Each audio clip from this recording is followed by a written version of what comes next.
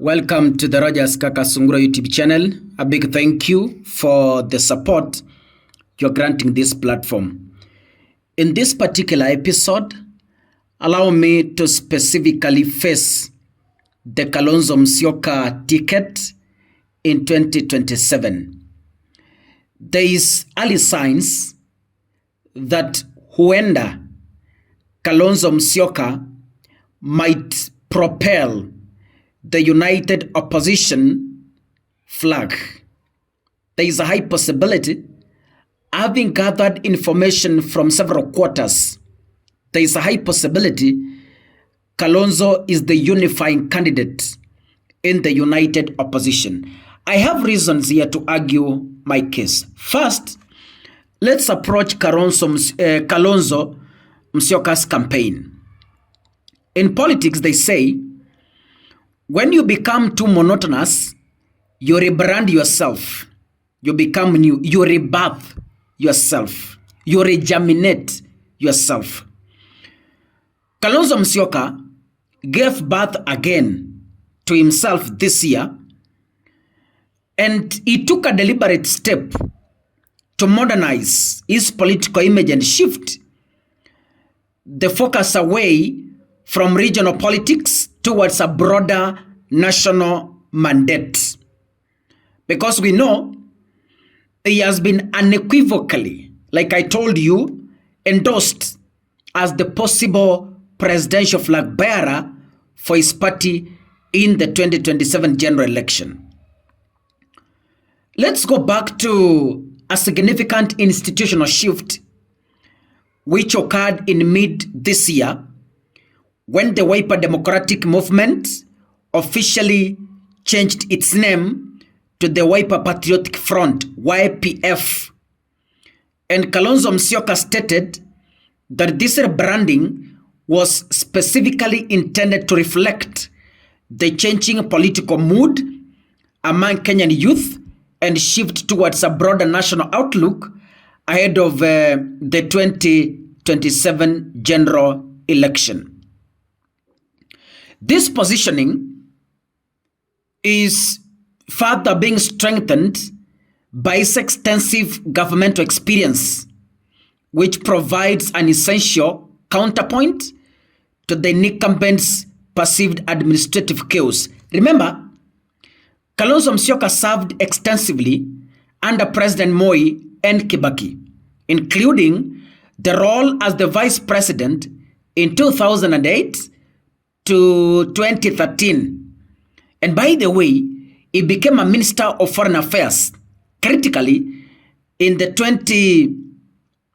he became a minister of foreign affairs. But critically, in the 2022 cycle, he was subordinate to Odinga, allowing him to maintain relative distance from the political failures associated with the current Ruto regime and the contagious Building Bridges initiative, the BBI constitutional process under Uhuru Muigai Kenyatta. This allows Musyoka to present a unique package to the electorate. In short, a figure who possesses the competence and stability of a veteran statesman, yet is sufficiently insulated from the blame associated with the current economic crisis. Number two, there's what we call policy alignment with public demand.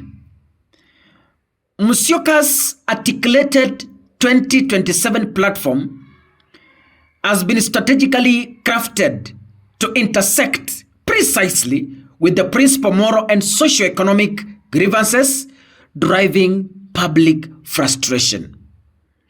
Allow me to keep you updated on the central tenet of his platform, which is a direct response, by the way, to the violence observed during the 2024-2025 protests. Kalonzo has already pledged that his administration will ensure to end police brutality and abductions and will be respectful to Kenyans. This promise, according to me, Kaka Sungura, as an analyst, this promise directly targets William Ruto's most significant ethical failure during the unrest. By prioritizing accountability and the rule of law, Musyoka captures the moral high ground, aligning his candidacy with the moral demands of the youthful urban electorate that spearheaded the movement against elite impunity. His platform also signals a return to a social-democratic ideology. Yeah? And Kalonzo has committed to making healthcare right for everyone. That aside, there's what we call coalition mathematics.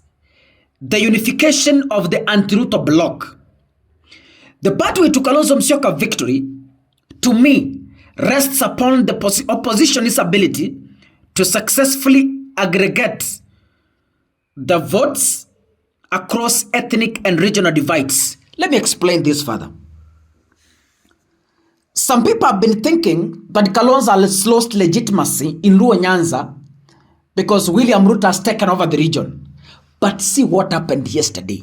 Even Ida Odinga herself admitted there has never been friendship like this one of Kalonzo Musyoka and Raila Odinga.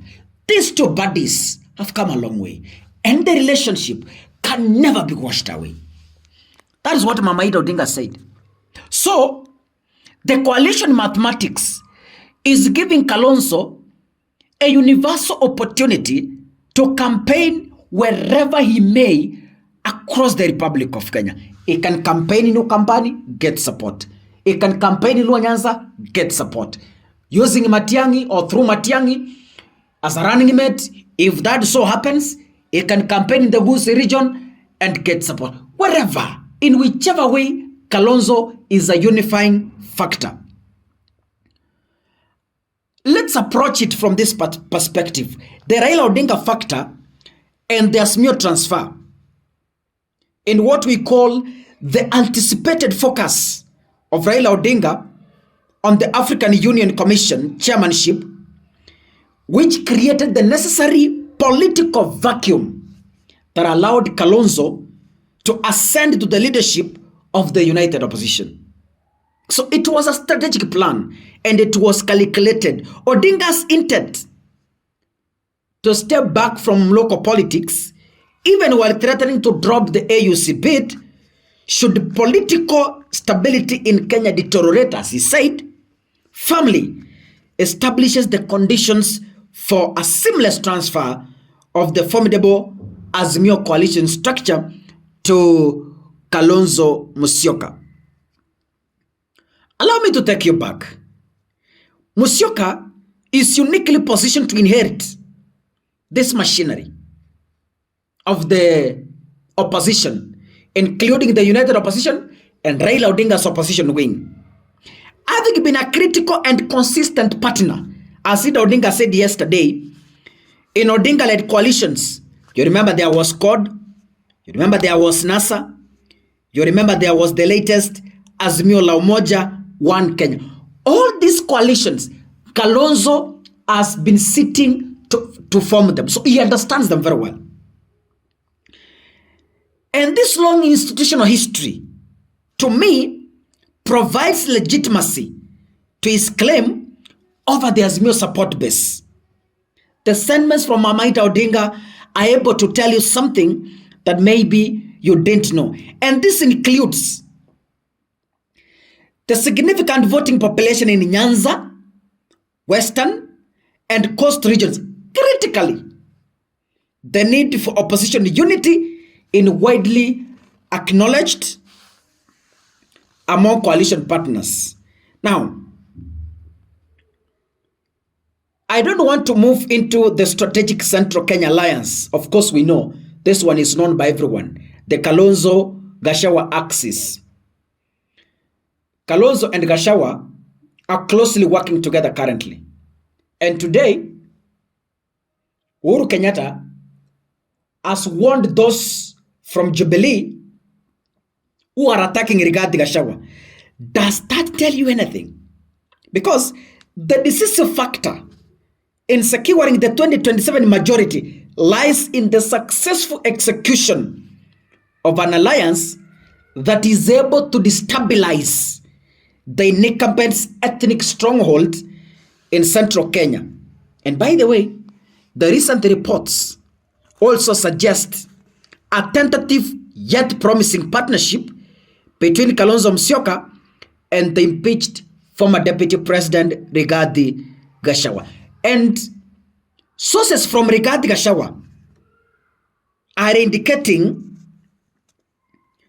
that the Gachagua wing is supporting Kalonzo's presidential bid and is reportedly negotiating for a substantial 50% share of the subsequent government. This is in the public domain, and I do not need to repeat it. Of course, there is regional balance and the winning ticket.